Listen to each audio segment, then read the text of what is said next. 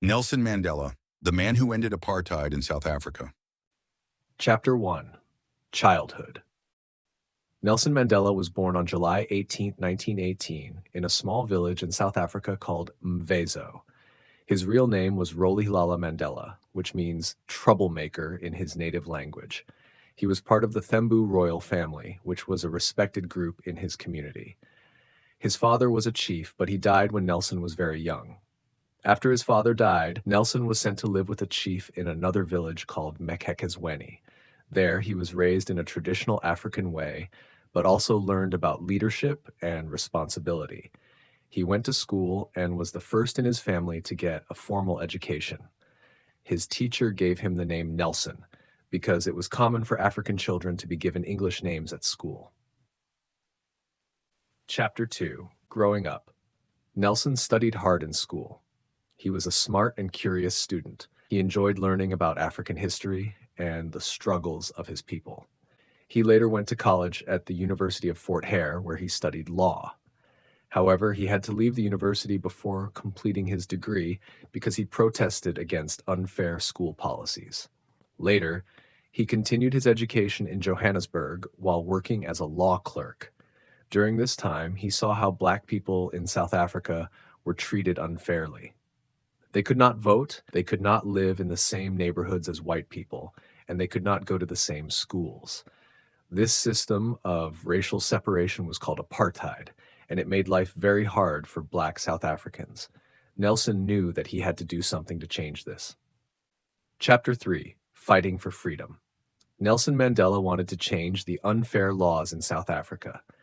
He joined a group called the African National Congress, ANC, which fought for the rights of Black people. He gave speeches, organized protests, and worked with other leaders to bring change in a peaceful way. He believed that all people, no matter their skin color, should have the same rights. However, the government did not agree. They saw Mandela as a troublemaker and a threat. Many ANC members were arrested, and some were even killed. The government banned the ANC, making it illegal for people to join. But Mandela and his friends did not give up. They continued their work in secret. Over time, Mandela realized that peaceful protests were not enough. The government used violence against them, so he decided to start a secret military group to fight back. Chapter 4. Prison Years. In 1962, the government arrested Nelson Mandela. In 1964, he was sentenced to life in prison. He was sent to Robben Island, a prison far from the mainland. He lived in a small cell with only a thin mat to sleep on. Every day he had to do hard labor, such as breaking rocks. He could not see his family often, and letters were limited. However, Mandela did not lose hope. He kept studying and writing. He secretly wrote about his experiences and ideas for the future. People outside South Africa started to learn about him. Many countries and leaders around the world spoke out asking for his release. Over time, his name became famous, and he became a symbol of the fight against apartheid. Even in prison, Mandela showed great leadership. He helped educate other prisoners, teaching them about history and their rights.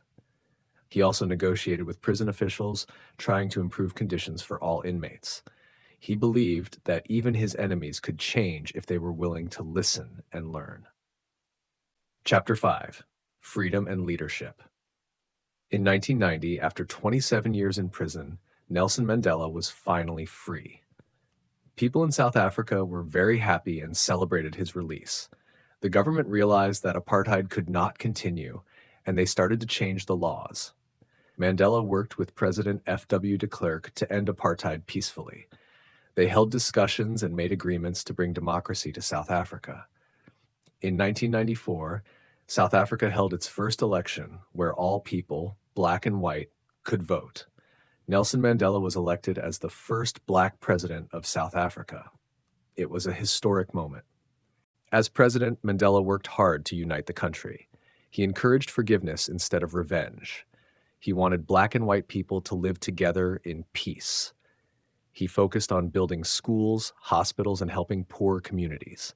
One of his most famous actions was supporting the South African rugby team in the 1995 Rugby World Cup.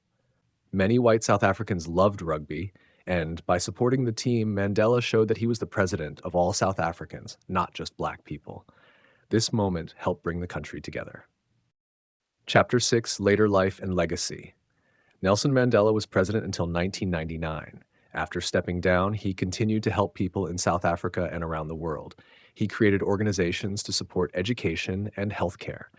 He also worked to fight diseases like HIV/AIDS, which affected many people in Africa. He traveled to many countries, giving speeches about peace and human rights.